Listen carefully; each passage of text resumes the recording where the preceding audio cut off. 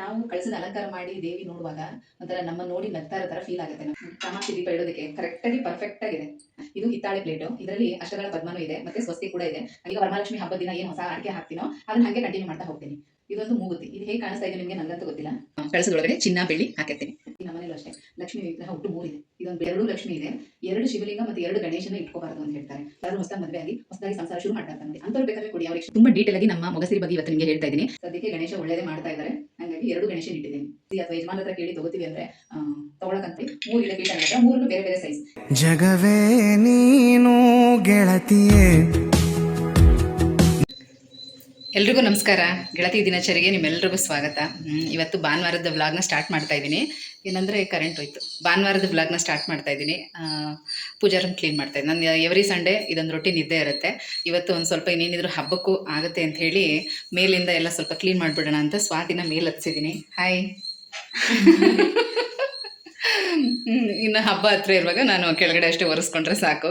ಇನ್ನೊಂದು 15 ದಿನ ಇದೆ ಅಲ್ವಾ, ಹಬ್ಬ ಬಂದೇ ಬಿಡ್ತು. ನಿಮ್ಮನೇಲಿ ಇಷ್ಟ ಹೈಟ್ ಇಲ್ಲ ಅಲ್ಲ? ನಮ್ಗೆ ಇಷ್ಟೇ, ನಮ್ಮ ಕೈಗೆ ನೀಟಾಗಿ ಅದೇ ಸಿಗುತ್ತೆ. ಅಂದರೆ 7 ಫೀಟ್ ಇರುತ್ತೆ ನಮ್ಮದು. ಮೇಲೆ ಟಾಪ್ ಸೀಲಿಂಗ್ ತನಕ ಇರಲಿ ಅಂತ ಓಪನ್ ಇಡಿಸ್ಬಿಟ್ಟೆ. ಅದೇನಾಯಿತು ಅಂದರೆ POP ಮಾಡಿಸೋಣ ಅಂತ ಹೈಟ್ ಮಾಡಿಸಿದ್ದು. ನಾರ್ಮಲಾಗಿ 7 ಫೀಟ್ ಮಾಡ್ತಾರೆ, ಅದನ್ನು ಕ್ಲೋಸ್ ಮಾಡಿಬಿಡ್ತಾರೆ.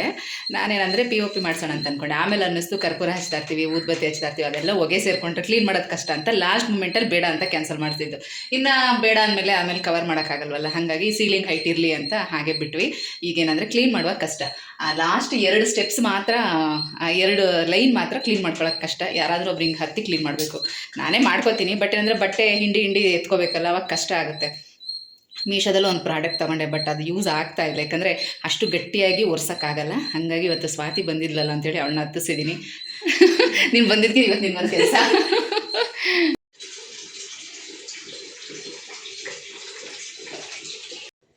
ಭೀಮ್ ಅಮಾವಾಸ್ಯೆಗೆ ಅಂತೇಳಿ ಪೂಜಾ ರೂಮ್ ಕ್ಲೀನ್ ಮಾಡ್ಕೊತಾ ಇದ್ದೀನಿ. ಯಾವಾಗಲೇ ಪೂಜಾ ರೂಮ್ದು ವಿಡಿಯೋ ನೋಡಿದ್ರು ನೀವು ಒಂದೊಂದು ಪ್ರಶ್ನೆ ಕೇಳ್ತಾನೆ ಇರ್ತೀರಾ. ನನಗೂ ಎಷ್ಟಾಗುತ್ತೆ ಅಷ್ಟು ನಾನು ಹೇಳ್ತಾ ಇರ್ತೀನಿ. ಈ ಪೀಠಗಳ ಬಗ್ಗೆ ಕೇಳಿದ್ರಿ ಲಾಸ್ಟ್ ಟೈಮ್, ದೀಪಗಳ ಕೆಳಗಡೆ ಇಡ್ತೀರಲ್ಲ ಆ ಪೀಠ ತೋರಿಸಿ, ಅದು ಬೆಳ್ಳಿದ ಏನು ಅಂತ ಕೇಳಿದ್ರಿ. ಖಂಡಿತವಾಗ್ಲೂ ಇದು ಬೆಳ್ಳಿದಂತೂ ಅಲ್ಲ, ಅಲ್ಯೂಮಿನಿಯಂ ಮೆಟಲ್ ಬರುತ್ತಲ್ಲ ಆ ಥರದ್ದು. ಆನೆಗಳು ಮತ್ತೆ ಈ ತರ ಪೀಠನ ಅದೇ ಮೆಟಲ್ ಅಲ್ಲೇ ತಗೊಂಡಿರೋದು.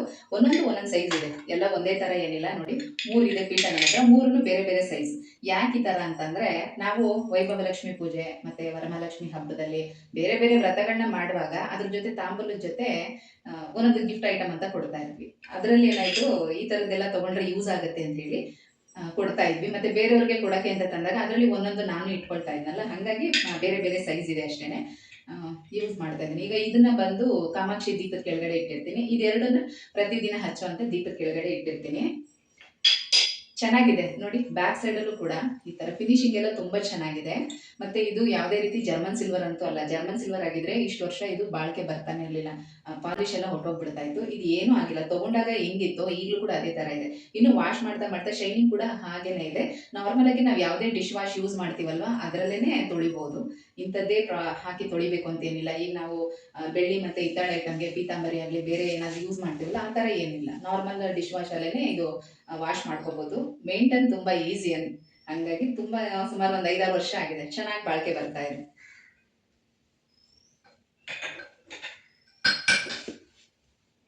ಇದು ನನಗೆ ಕಾಮಾಕ್ಷಿ ದೀಪ ಇಡೋದಕ್ಕೆ ತುಂಬಾ ಕಂಫರ್ಟಬಲ್ ಆಗಿದೆ. ಇದರಲ್ಲಿ ಬೇರೆ ಬೇರೆ ಶೇಪ್ ಸಿಗುತ್ತೆ, ರೌಂಡ್, ರೆಕ್ಟಾಂಗಲ್ ಆ ಥರ ಎಲ್ಲ ಸಿಗುತ್ತೆ, ತಗೋಬಹುದು.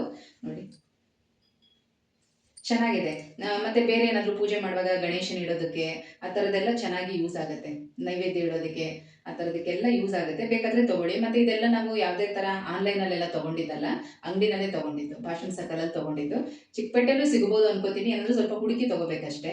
ಚಿಕ್ಕಪೇಟೆಗಳಲ್ಲೂ ಕೂಡ ಸಿಗುತ್ತೆ, ರಾಜಾ ಮಾರ್ಕೆಟ್ ಅಂತ ಕಡೆ ಸಿಗುತ್ತೆ. ಬಟ್ ಆನ್ಲೈನಲ್ಲಿ ಸಿಗುತ್ತಾ ಸಿಗಲ್ವೋ ನನಗಂತೂ ಗೊತ್ತಿಲ್ಲ.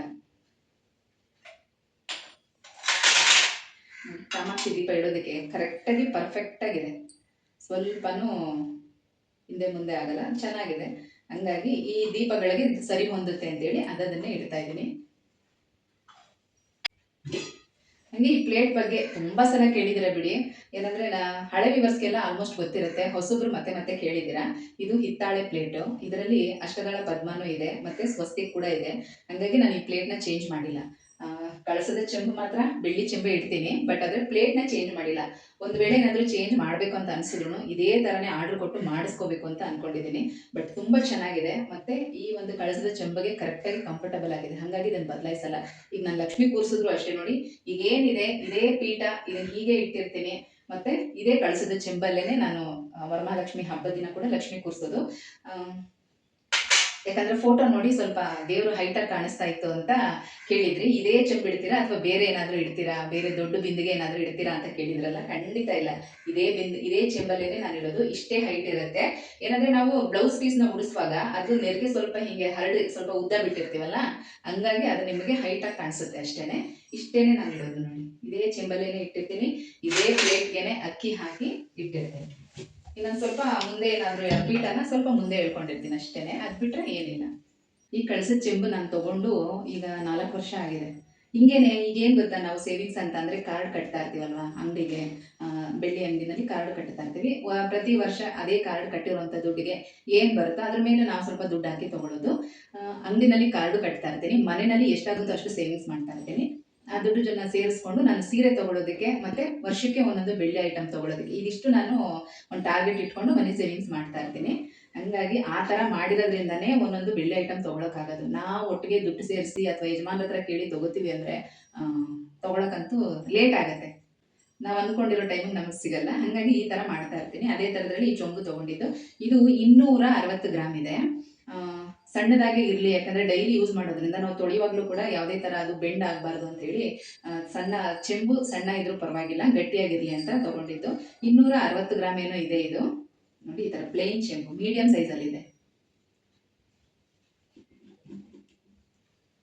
ಹಾಗೆ ಇದು ತುಂಬಾ ಇಂಪಾರ್ಟೆಂಟ್. ಕಳಸದ ಒಳಗಡೆ ನಾನು ಏನು ಹಾಕ್ತೀನಿ ಅಂತ ಇವತ್ತು ತುಂಬ ಡೀಟೇಲಾಗಿ ನಿಮಗೆ ತೋರಿಸ್ತಾ ಇದ್ದೀನಿ ನೋಡಿ. ಒಂದು ಈ ಥರ ಗುಂಡಡಿಕೆ ಹಾಕಿರ್ತೀನಿ. ಈ ಗುಂಡಡಿಕೆನ ವರ್ಷಕ್ಕೊಂದು ಸಲ ಚೇಂಜ್ ಮಾಡ್ತೀನಿ. ಈಗ ವರಮಹಾಲಕ್ಷ್ಮಿ ಹಬ್ಬದ ದಿನ ಹೊಸದು ಹಾಕ್ತೀನಿ. ಇದನ್ನು ತೆಗೆದುಬಿಟ್ಟು ತುಳಸಿ ಗಿಡದ ಹತ್ರನೋ ಯಾವುದಾದ್ರೂ ಬೇರೆ ಗಿಡಕ್ಕೆ ಹಾಕ್ಬಿಡ್ತೀನಿ. ಇದನ್ನು ಕೂಡ ಕೇಳ್ತಾ ಇದ್ರಿ, ಈ ಅಡಿಕೆನ ಯಾವಾಗ ಬದಲಾಯಿಸ್ಬೇಕು ಅಂತ. ವರ್ಷಕ್ಕೊಂದು ಸಲ ಬದಲಾಯಿಸಿದ್ರೆ ಸಾಕು. ಈಗ ವರಮಹಾಲಕ್ಷ್ಮಿ ಹಬ್ಬದ ದಿನ ಏನು ಹೊಸ ಅಡಿಕೆ ಹಾಕ್ತೀನೋ ಅದನ್ನು ಹಾಗೆ ಕಂಟಿನ್ಯೂ ಮಾಡ್ತಾ ಹೋಗ್ತೀನಿ. ಮತ್ತು ಇದೊಂದು ಬೆಳ್ಳಿಕಾಯಿ, ಲಕ್ಷ್ಮಿ ಇರುವಂಥ ಇದೊಂದು ಬೆಳ್ಳಿಕಾಯಿ. ಹಿಂದೆಗಡೆ ಶ್ರೀಮಂತ ಇದೆ, ಮುಂದೆಗಡೆ ಲಕ್ಷ್ಮಿ ಇದೆ. ಬೇಕಂದರೆ ಇದರಲ್ಲಿ ಲಕ್ಷ್ಮಿ, ಗಣೇಶ, ಸರಸ್ವತಿ ಇರೋದು ಸಿಗುತ್ತೆ, ಅಥವಾ ಬರೀ ಲಕ್ಷ್ಮಿ ಮತ್ತು ಗಣೇಶ ಇರೋದು ಸಿಗುತ್ತೆ. ಆ ಥರದನ್ನ ತೊಗೋಬೋದು ನೀವು ಬೇಕಾದರೆ. ಇದೊಂದು ಬೆಳ್ಳಿಕಾಯಿನೋ, ಮತ್ತು ಇದೊಂದು ಮೂಗುತಿ. ಇದು ಹೇಗೆ ಕಾಣಿಸ್ತಾ ಇದೆ ನಿಮಗೆ ನನಗಂತೂ ಗೊತ್ತಿಲ್ಲ. ವಿಳ್ಯದೆಲೆ ಮೇಲೆ ಇಟ್ಟು ತೋರಿಸ್ತೀನಿ, ಕಾಣಿಸುತ್ತೆ ಅವಾಗ. ಯಾವಾಗಲೂ ಕಳಸದೊಳಗಡೆ ಚಿನ್ನ ಬೆಳ್ಳಿ ಹಾಕಿರ್ತೀನಿ. ಅಡಿಕೆ, ಕಾಯಿನು ಮತ್ತು ಇದೊಂದು ಮೂಗುತಿ. ಅಂದರೆ ಇದು ನಿಜ ನಾನು ಯೂಸ್ ಮಾಡಿರೋದಲ್ಲ. ಈ ಮೂಗುತಿ ನಾನು ಯೂಸ್ ಮಾಡಿರೋದಲ್ಲ, ಲಕ್ಷ್ಮಿ ಮೊಗಸಿರಿಗೆ ಅಂತ ತೊಗೊಂಡು ಬಂದಿರ್ತೀನಲ್ಲ, ಅದೇನಾಗುತ್ತೆ ಅಂದರೆ ಆ ಮೊಗಸಿರಿನ ವಾಶ್ ಮಾಡ್ತಾ ಮಾಡ್ತಾ ಮಾಡ್ತಾ ಸ್ವಲ್ಪ ಬೆಂಡ್ ಆಗೋದು, ಸ್ಟೋನ್ ಬಿದ್ದೋಗೋದು, ಈ ಥರ ಆಗುತ್ತೆ. ಆಗೇನು ಮಾಡ್ತೀನಿ, ಅದನ್ನು ಹಾಗೆ ತೆಗೆದಿಟ್ಕೊಳ್ತೀನಿ. ಅದನ್ನು ಈ ಥರ ಕಳಸದ ಒಳಗಡೆ ಹಾಕಿರ್ತೀನಿ. ಮತ್ತೆ ಏನಾದರೂ ನೆಕ್ಸ್ಟ್ ಟೈಮ್ ಏನಾದರೂ ಹಿಂಗೆ ತೆಗಿಬೇಕು ಅಂತ ಅಂದಾಗ, ಹೊಸ ಮೂಗುತಿ ಏನಾದರೂ ತೆಗಿಬೇಕು ಹಳೇದಾಗಿದೆ ಅಂತ ಅನ್ಸಿದ್ರೆ ಇದನ್ನೆಲ್ಲ ಹಾಕ್ಬಿಟ್ಟು ಹೊಸ ತಗೊಳ್ತೀನಿ. ಆ ಥರ ಈ ಕಳಸದ ಒಳಗಡೆನೂ ಕೂಡ ಅಷ್ಟೇ, ಇದು 3 ಹಾಕಿರ್ತೀನಿ. ಇದು ಯಾವಾಗಲೂ ಅಷ್ಟೇ. ಬೋದೆ ಮಾಡಿಲ್ಲ, ಕಟ್ ಮಾಡ್ಕೊಬಿಡಿ.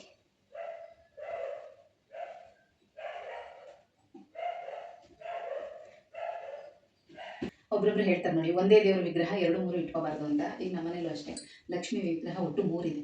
ಇದೊಂದು ಬೆಳ್ಳಿ ಲಕ್ಷ್ಮಿ ಇದೆ, ಇದೊಂದು ಹಿತ್ತಾಳೆ ಲಕ್ಷ್ಮಿ, ಮತ್ತು ಇದೊಂದು ದೊಡ್ಡ ಲಕ್ಷ್ಮಿ. ಏನಂದರೆ ಇದು ಮೊದಲಿಂದನೂ ಇದೆ ನಮ್ಮ ಮನೇಲಿ. ಅವಾಗೆಲ್ಲ ಹಿತ್ತಾಳೆ ಸಾಮಾನೆಲ್ಲ ಕೊಟ್ಟು ವಿಗ್ರಹಗಳು ಮಾಡಿಸ್ಕೊಳ್ಳೋರು ನೋಡಿ, ಆ ರೀತಿ ಆವಾಗ ಗೊತ್ತಿಲ್ಲದೆ ಮಾಡಿಸಿ ಇಟ್ಕೊಂಡಿದ್ದಾರೆ. ಬಟ್ ಅದನ್ನು ಹಾಗೆ ಪೂಜೆ ಮಾಡ್ತಾ ಇದ್ದೀವಿ.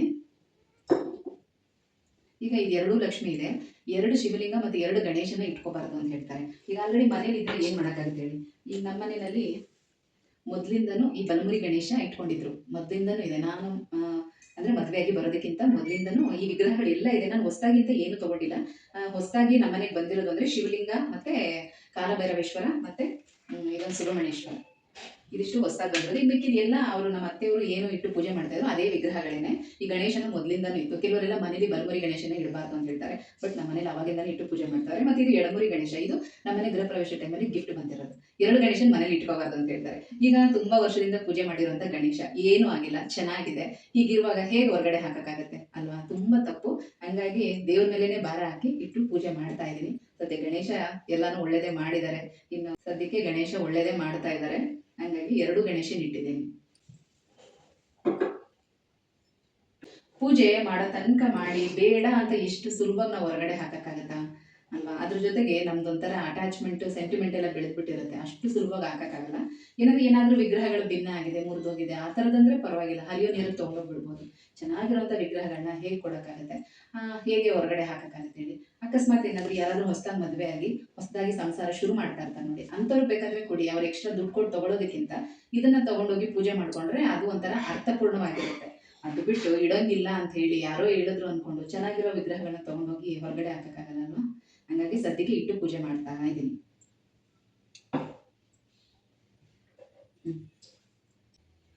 ಇದನ್ನು ಅಷ್ಟೇ ತುಂಬಾ ಕಾಮನ್ ಆಗಿ ಕೇಳ್ತಾನೆ ಇರ್ತೀರಾ, ಕಡ್ಗೋಲು ಯಾಕೆ ಇಟ್ಟಿದ್ದೀರಾ ಅಂತ. ಏನಂದ್ರೆ ದೇವ್ರ ಮನೆಯಲ್ಲಿ ಈಗ ವಿಷ್ಣು ಕೃಷ್ಣನಿಗೆ ಸಂಬಂಧಪಟ್ಟಂತೆ ಏನಾದ್ರೂ ವಸ್ತುಗಳನ್ನ ಇಟ್ಕೋಬೇಕು. ಶಂಕು ಮತ್ತೆ ಕಡ್ಗೋಲು, ನವಿಲ್ಗರಿ, ಈ ತರದ್ ಏನಾದ್ರೂ ಕೊಳಲು ಇಂಥದ್ದೆಲ್ಲ ಇಟ್ಕೊಂಡಿರ್ಬೇಕು. ಯಾಕಂದ್ರೆ ಲಕ್ಷ್ಮಿಗೆ ತುಂಬಾ ಇಷ್ಟ ಅಲ್ವಾ, ವಿಷ್ಣು ಪ್ರಿಯೆ ಅಂತ ಹೇಳ್ತೀವಲ್ಲ, ಹಂಗಾಗಿ ಲಕ್ಷ್ಮಿಗೂ ಇಷ್ಟ ಆಗುತ್ತೆ ಅಂತ ಹೇಳಿ ವಿಷ್ಣುವಿಗೆ ಸಂಬಂಧಪಟ್ಟಂತ, ಕೃಷ್ಣನಿಗೆ ಸಂಬಂಧಪಟ್ಟಂತ ವಸ್ತುಗಳನ್ನ ದೇವ್ರ ಮನೇಲಿ ಇಡಬೇಕು. ನಮ್ಮ ಮನೆಗಳಲ್ಲಿ ಹೇಗೆ ಅಂದ್ರೆ ಶಿವನ್ ಪೂಜೆ ಮಾಡ್ತೀವಿ ಅಂತ ಹೇಳಿ ಶಂಕು ಚಕ್ರ ಅಂತದನ್ನೆಲ್ಲ ಏನು ಇಟ್ಕೊಳ್ತಾ ಇರ್ಲಿಲ್ಲ ಅವರು. ಹಂಗಾಗಿ ನಾನು ಕಡ್ಗೋಲ್ನ ಇಟ್ಕೊಂಡಿದ್ದೀನಿ. ಕೊಳಲನ್ನು ಇಟ್ಕೋಬಹುದು, ನವಿಲ್ಗರಿ ಇಡ್ಬೋದು. ನಾನು ನವಿಲ್ಗರಿನ ಇಟ್ಟಿದ್ದೀನಿ, ಮತ್ತೆ ಕಡ್ಗೋಲ್ನ ಇಟ್ಟಿದ್ದೀನಿ ಅಷ್ಟೇ. ಪ್ರತಿ ದಿನದ ಪೂಜೆಗೆ ಈ ತರ ನಾನು ರೆಡಿ ಮಾಡ್ಕೊತಾ ಇರ್ತೇನೆ. ಇದಿಷ್ಟು ಭಾನುವಾರ ಅಂತೂ ನಂಗೆ ಈ ಕೆಲಸ ಇದ್ದೇ ಇರುತ್ತೆ ಕಂಪಲ್ಸರಿ. ಈಗ ಈ ಪುಟ್ಟು ಮೊಗಸರಿಗೆ ಅಲಂಕಾರ ಮಾಡೋದನ್ನ ತೋರಿಸ್ತೀನಿ ಬನ್ನಿ. ನಾನು ಈ ಮೊಗಸರಿ ತಗೊಂಡು ಸುಮಾರು ಒಂದು 15-16 ವರ್ಷ ಆಗಿದೆ ಅನ್ಕೊಳ್ತೀನಿ. ನಾನು ಹಬ್ಬ ಸ್ಟಾರ್ಟ್ ಮಾಡಿದ್ದು 3ನೇ ವರ್ಷಕ್ಕೆ ಮೊಗಸರಿ ತಗೊಂಡಿದ್ದು. 70 ಗ್ರಾಮ್ ಇದೆ ಈ ಮೊಗಸರಿ, 70 ಗ್ರಾಮ್ ಇದೆ. ಮುಖ ಲಕ್ಷಣ ಅಂತೂ ತುಂಬಾ ಚೆನ್ನಾಗಿದೆ. ಈಗ ಎಷ್ಟು ವೆರೈಟಿ ಮೊಗಸರಿ ಬಂದ್ರು ನನಗಂತೂ ಇದೇ ತುಂಬಾ ಇಷ್ಟ. ಹಂಗಾಗಿ ನಾನಂತೂ ಬದಲಾಯಿಸಿಲ್ಲ. ಎಷ್ಟೇ ಈಗ ವೆರೈಟಿ ಡಿಸೈನ್ ಎಲ್ಲ ಬಂದ್ರು ನಾನಂತೂ ಇದನ್ನ ಬದಲಾಯಿಸಿಲ್ಲ. ಚೆನ್ನಾಗೇ ಇದೆ. ಇನ್ನು ಇಷ್ಟು ವರ್ಷ ಆದ್ರೂ ಸದ್ಯಕ್ಕೆ ಚೆನ್ನಾಗಿದೆ. ಹಾಗಾಗಿ ಇದನ್ನ ಇಟ್ಟು ಪೂಜೆ ಮಾಡ್ತಾ ಇದ್ದೀನಿ. ಎಷ್ಟೊಂದು ಜನ ಕೇಳ್ತೀರಲ್ವಾ, ಏನ್ ಮಾಡೋದು, ಹಳೇದನ್ನ ಏನ್ ಮಾಡೋದು ಅಂತ. ಏನ್ ಮಾಡೋಕ್ಕಾಗತ್ತೆ, ಪೂಜೆ ಮಾಡಿರ್ತೀರ ಅಂದ್ಮೇಲೆ ಅದ್ರಲ್ಲಿ ಒಂದು ಎನರ್ಜಿ ಇರುತ್ತೆ. ಅದನ್ನ ಬೇಡ ಅಂತ ಹೇಳಿ ಹೊರಗಡೆ ಬಿಸಾಕಕ್ಕಾಗಲ್ಲ. ಹಾಗಾಗಿ ಹಳೆ ಮೊಗಸರಿಗಳಿದ್ರೆ ಅದನ್ನ ತೆಗೆದು ಬೀರುನಲ್ಲಿ ಇಟ್ಕೊಳ್ಳಿ. ಹಬ್ಬದ ದಿನ ಅದನ್ನು ತೆಗೆದು ತೊಳೆದು ಒಂದು ತಟ್ಟೆನಲ್ಲಿ ಇಟ್ಟು ಪೂಜೆ ಮಾಡಿ, ಮತ್ತೆ ಅದನ್ನ ಹಾಗೆ ತೆಗೆದು ಬೀರುನಲ್ಲಿ ಇಟ್ಕೊಳ್ಳಿ ಅಷ್ಟೇ. ಹೊಸ ತಗೊಂಡ್ರೆ ಅದನ್ನ ನೀವು ಕಳ್ಸಕ್ಕೆ ಇಟ್ಕೋಬಹುದು. ಆ ತರ ಮಾಡಿ. ನಾನು ಅದಕ್ಕೋಸ್ಕರನೇ ಬದಲಾಯಿಸಿಲ್ಲ, ಇದನ್ನೇ ಇಡ್ತಾ ಇದ್ದೀನಿ. ಎಷ್ಟೊಂದು ವಿಡಿಯೋದಲ್ಲಿ ನೀವು ನೋಡ್ತಾ ಇರ್ತೀರಲ್ವಾ, ಎಷ್ಟು ಚೆನ್ನಾಗಿ ಕಾಣಿಸ್ತಾ ಇರುತ್ತೆ. ಈಗ ಬನ್ನಿ ಈ ಪುಟ್ಟು ಮೊಗಸರಿಗೆ ಅಲಂಕಾರ ಮಾಡಿ ತೋರಿಸ್ತೀನಿ. ಹೈಲೈನರ್ ಹಚ್ಚಬಾರ್ದು, ನೇಲ್ ಪಾಲಿಶ್ ಎಲ್ಲ ಹಚ್ಚಬಾರ್ದು ಅಂತ ಹೇಳ್ತಾರೆ, ನಿಜ. ಆದರೆ ನಾನು ಇದನ್ನ ದೇವರಿಗೆ ಅಂತಾನೆ ಸಪ್ರೇಟ್ ಇಟ್ಟಿದ್ದೀನಿ, ನಾವು ಯಾರು ಯೂಸ್ ಮಾಡಲ್ಲ. ಹಾಗಾಗಿ ಸುಮ್ಮನೆ ಕಣ್ಣಿಗೆ ಮಾತ್ರ ಹಚ್ತಾ ಇರ್ತೀನಿ ಅಷ್ಟೇ. ಯಾಕಂದರೆ ಅಮ್ಮನವ್ರಿಗೂ ಕಣ್ಣಿಗೆ ಕಾಡಿಗೆ ಹಚ್ಚೋದು ಎಲ್ಲ ಇಷ್ಟ ಆಗುತ್ತಲ್ವ, ಅದಕ್ಕೋಸ್ಕರ ಕಣ್ಣಿಗೆ ಮಾತ್ರ ಹಚ್ತಾ ಇರ್ತೀನಿ. ಏನಂದರೆ ಇದು ಪೂರ್ತಿ ಬೆಳ್ಳಗೆ ಕಾಣಿಸ್ತಾ ಇರುತ್ತಲ್ವ, ಸ್ವಲ್ಪ ಕಣ್ಣು ಒಂಚೂರು ತಿದ್ದಿದ್ರೆ ಲಕ್ಷಣವಾಗಿರುತ್ತೆ ಅಂತ ಹೇಳಿ ಐಲೈನರ್ನ ಯೂಸ್ ಮಾಡ್ತಾ ಇರ್ತೀನಿ ಅಷ್ಟೇ.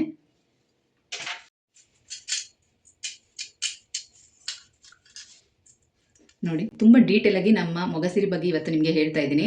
2 ಕಡೆ ಮೂಗನ್ನು ಚುಚ್ಚಿಸಿದ್ದೀನಿ. ಈ ಕಡೆ ಸಣ್ಣದು ಗ್ರೀನ್ ಕಲರ್ ಸ್ಟೋನ್ದು ಮೂಗುತಿ ಹಾಕಿರೋದು, ಇದು ಫುಲ್ ವೈಟ್ ಸ್ಟೋನ್ದು. ಮತ್ತು 2 ವೈಟ್ ಸ್ಟೋನಿನ ಓಲೆ, ಇದು ಕೂಡ ಚಿನ್ನದ್ದೇನೆ. ಯಾವುದು ಆರ್ಟಿಫಿಷಿಯಲ್ ಯೂಸ್ ಮಾಡ್ತಾ ಇಲ್ಲ ನಾನು. ಮೊಗಸಿರಿ ಎಲ್ಲ ವಾಶ್ ಅಂದರೆ ತೊಳಿವಾಗ ಇದನ್ನೆಲ್ಲ ತೆಗೆದುಬಿಟ್ಟು ತೊಳೆದಿರ್ತೀನಿ. ಮತ್ತು ಇಮಿಡಿಯೇಟಾಗಿ ಹಾಕ್ಬಿಟ್ಟು ಈಗ ಸಿಂಪಲ್ಲಾಗಿ ಅಲಂಕಾರ ಮಾಡ್ತಾ ಇದ್ದೀನಿ. ನೋಡಿ, ಈ ಥರ ಅರಿಶಿನ ಒಂದು ಬಟ್ಲಲ್ಲಿ ಕಲಸಿಟ್ಕೋತೀನಿ. ಈ ಥರ ಸ್ವಲ್ಪ ತೆಳ್ಳಗಾಯಿತು ಅಂದರೆ ಇನ್ನೊಂಚೂರು ಅರಿಶಿನ ಪುಡಿನ ಹಾಕಿ ಕಲಿಸ್ಕೊತೀನಿ. ಫಸ್ಟು ಕಣ್ಣಿನ ಅಲಂಕಾರನ ಮಾಡ್ಕೊಳ್ಬೇಕು. ಲೈಟಾಗಿ ಅದ್ರಲ್ಲಿ ನೋಡು,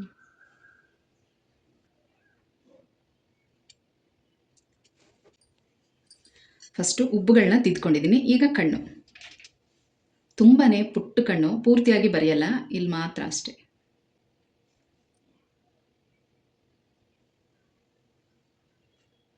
ಇಲ್ಲೊಂದು ದೃಷ್ಟಿಬೊಟ್ಟು, ಇದನ್ನಂತೂ ಇಡಲೇಬೇಕು. ನೋಡಿ, ಇಷ್ಟೇ ನಾನು ಮೊಗಸಿರಿ ಅಲಂಕಾರನ ಮಾಡೋದು, ಚಿಕ್ಕ ಮೊಗಸಿರಿಗೆ. ಈಗ ಈ ಅರಿಶಿನ,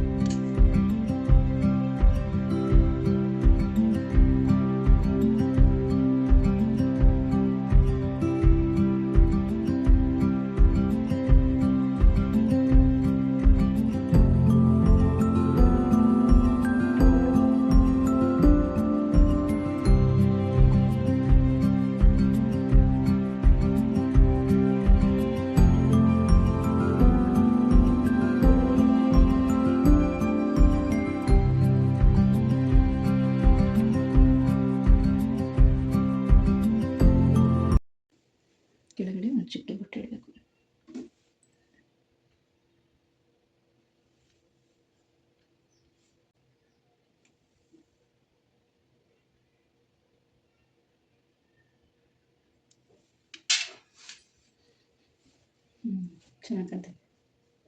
ಇದಿಷ್ಟೇ ನಮ್ಮ ಮನೆಯ ಪುಟ್ಟ ಲಕ್ಷ್ಮೀ ಮೊಗಸಿರಿಯ ಅಲಂಕಾರ. ಹಬ್ಬದ ದಿನನೂ ಹೀಗೆ ಮಾಡಿರ್ತೀನಿ, ಪ್ರತಿದಿನದ ಪೂಜೆನಲ್ಲೂ ಪ್ರತಿ ವಾರದ ಪೂಜೆನಲ್ಲೂ ಕೂಡ ಹೀಗೆ ಮಾಡಿರ್ತೀನಿ. ಇದಿಷ್ಟು ಯಾಕಂದರೆ ಸ್ವಲ್ಪ ಟೈಮ್ ಕೊಟ್ಟು ಈ ರೀತಿ ರೆಡಿ ಮಾಡ್ತೀನಿ. ಅದಕ್ಕೋಸ್ಕರನೇ ನಾನು ಒಂದಿನ ಮೊದಲೇ ರೆಡಿ ಮಾಡ್ಕೊಳ್ಳೋದು. ಯಾಕಂದರೆ ನಾವು ಪ್ರತಿದಿನ ದೇವಿ ನೋಡುವಾಗ ಮನಸ್ಸಿನಲ್ಲಿ ಒಂದು ಖುಷಿ ಇರಬೇಕು ನಮಗೆ. ಅಮ್ಮನ ಮುಖ ನೋಡ್ತಿದ್ದಾಗೇ ಒಂಥರ ನಮ್ಮ ನೋವೆಲ್ಲ ಮರ್ತೋಗ್ಬೇಕು, ನಮ್ಮ ಮುಖದಲ್ಲಿ ನಗು ಬರಬೇಕು. ಈ ಥರ ನೋಡಿ ಒಂದೊಂದ್ಸಲಿ ಹೇಗೆ ಅನ್ಸುತ್ತೆ ಗೊತ್ತಾ, ಅದು ಹೇಗಿರುತ್ತೆ ಅಂದರೆ ನಾವು ಅಲಂಕಾರ ಮಾಡುವಾಗ ಎಷ್ಟು ಖುಷಿಯಿಂದ ಅಲಂಕಾರ ಮಾಡ್ತೀವೋ ಮುಖದಲ್ಲಿ ಹಾಗೆ ಕಳೆ ಬಂದ್ಬಿಡುತ್ತೆ. ಆಮೇಲೆ ನಾವು ಕಳಿಸಿದ ಅಲಂಕಾರ ಮಾಡಿ ದೇವಿ ನೋಡುವಾಗ ಒಂಥರ ನಮ್ಮನ್ನು ನೋಡಿ ನಗ್ತಾ ಇರೋ ಥರ ಫೀಲ್ ಆಗುತ್ತೆ ನಮಗೆ. ಅದಕ್ಕೆ ಹೇಳೋದು, ದೇವ್ರ ಮನೆ ಕ್ಲೀನಿಂಗು, ದೇವ್ರ ಮನೆ ಕೆಲಸ ಅಂತ ಮಾಡುವಾಗ ಆದಷ್ಟು ಟೈಮ್ ಕೊಟ್ಟು ಸಮಾಧಾನ ಮಾಡ್ಕೋಬೇಕು. ಅರ್ಜೆಂಟಲ್ಲಿ ಆತರವಾಗೆಲ್ಲ ಮಾಡಕ್ಕೆ ಹೋಗ್ಬಾರ್ದು. ನೀವು ಯಾವಾಗ ಫ್ರೀ ಆಗಿರ್ತೀರೋ ಅಂಥ ಟೈಮಲ್ಲಿ ಈ ಥರ ಕ್ಲೀನಿಂಗ್ ಕೆಲಸ, ಅಲಂಕಾರದ ಕೆಲಸ ಎಲ್ಲ ಮಾಡ್ಕೊಳ್ಳಿ. ಹಬ್ಬಕ್ಕೆ ಮಾತ್ರ ಈ ರೀತಿ ಮಾಡಬೇಕು ಅಂತಲ್ಲ, ಯಾವಾಗಲೂ ಅಷ್ಟೇ. ನಾವು ಪ್ರತಿದಿನದ ಏನು ಕಳಸ ಇಡ್ತೀವೋ ಆ ಕಳಸಕ್ಕೆ ನಾವು ಮೊಗಸಿರಿ ಹಾಕ್ತೀವಿ ಅಂದರೆ ಇದೇ ಥರನೇ ಸಮಾಧಾನವಾಗಿ ಅಲಂಕಾರ ಮಾಡಬೇಕು. ಹೇಗೆ ಕಾಣ್ತಾ ಇದೆ ನೋಡಿ. ದೊಡ್ಡವರೊಂದು ಮಾತು ಹೇಳ್ತಾರೆ ನೋಡಿ, ಯದ್ಭಾವಂ ತದ್ಭವತಿ ಅಂತ. ಅಂದರೆ ನಮ್ಮ ಭಾವನೆಗಳು ಚೆನ್ನಾಗಿದ್ದರೆ ನಮಗೆ ಕಾಣಿಸೋದೆಲ್ಲ ಚೆನ್ನಾಗೇ ಇರುತ್ತೆ ಅಂತ ಅರ್ಥ. ಮೊದಲು ಮನಸ್ಸಿನಲ್ಲಿ ಒಳ್ಳೆ ಭಾವನೆ, ಒಳ್ಳೆ ಆಲೋಚನೆಗಳಿರೋದೇ ಮುಖ್ಯ. ನನ್ನ ದೇವ್ರ ಮನೆ ಕೆಲಸ ಅಂತೂ ಮುಗೀತು. ಒಂದು ಸ್ವಲ್ಪ ಮಲ್ಲಿಗೆ ಹೂ ತರಿಸ್ಕೊಂಡಿದ್ದೀನಿ, ಹೂ ಕಟ್ಟಬೇಕು. ನೀವು ಅನ್ಕೋಬೋದು ಇಷ್ಟೊಂದು ಕೆಲಸದ ಮಧ್ಯೆ ಹೂ ಕಟ್ಟೋ ಕೆಲಸ ಯಾಕೆ, ಕಟ್ಟಿರೋ ಹೂನೇ ತರಿಸ್ಕೋಬೋದಲ್ಲ ಅಂತ. ಆದರೆ ಮಲ್ಲಿಗೆ ಹೂ ಸೀಸನ್ ಬಂದಾಗ ನನಗೆ ಮಲ್ಲಿಗೆ ಹೂವನ್ನು ಕಟ್ಟಿ ದೇವ್ರಿಗೆ ಮುಡಿಸೋದು ತುಂಬ ಇಷ್ಟ ಆಗುತ್ತೆ. ಕೆಲವೊಂದು ಸಲ ಟೈಮ್ ಇಲ್ಲ ಅಂದರೂ ಕೂಡ ಕಳಸಕ್ಕೆ ಮತ್ತು ಫೋಟೋಗೆ ಎಷ್ಟು ಬೇಕೋ ಅಷ್ಟು ಹೂ ಕಟ್ಕೊಂಡಿರ್ತೀನಿ. ಮಿಕ್ಕಿದ್ದನ್ನು ಸಮಯ ಸಿಕ್ಕಾಗ ಕಟ್ಕೊಳ್ತೀನಿ. ನಮ್ಗೆ ಇಷ್ಟ ಆಗಿರೋ ಅಂಥ ಕೆಲಸ ಮಾಡೋದಕ್ಕೆ ನಾವೇ ಟೈಮ್ ಅಡ್ಜಸ್ಟ್ ಮಾಡ್ಕೋಬೇಕು ಅಲ್ವಾ. ಇವತ್ತಿನ ವಿಡಿಯೋದಲ್ಲಿ ನಿಮಗೆ ಸಾಕಷ್ಟು ಮಾಹಿತಿ ಸಿಕ್ಕಿದೆ ಅಂತ ಅಂದ್ಕೊಂಡಿದ್ದೀನಿ. ಹಾಗೆ ಈ ವಿಡಿಯೋನ ಇಲ್ಲಿಗೆ ಎಂಡ್ ಮಾಡ್ತಾ ಇದ್ದೀನಿ. ವಿಡಿಯೋ ಹೇಗಿತ್ತು ಅಂತ ತಪ್ಪದೆ ಕಮೆಂಟಲ್ಲಿ ತಿಳಿಸಿ. ಹಾಗೆ ಭೀಮ್ ಅಮಾವಾಸ್ಯೆ ಪೂಜೆ ನೀವೆಲ್ಲ ಹೇಗೆ ಮಾಡಿದ್ರಿ ಅನ್ನೋದನ್ನು ಕೂಡ ಕಮೆಂಟಲ್ಲಿ ತಿಳಿಸಿ.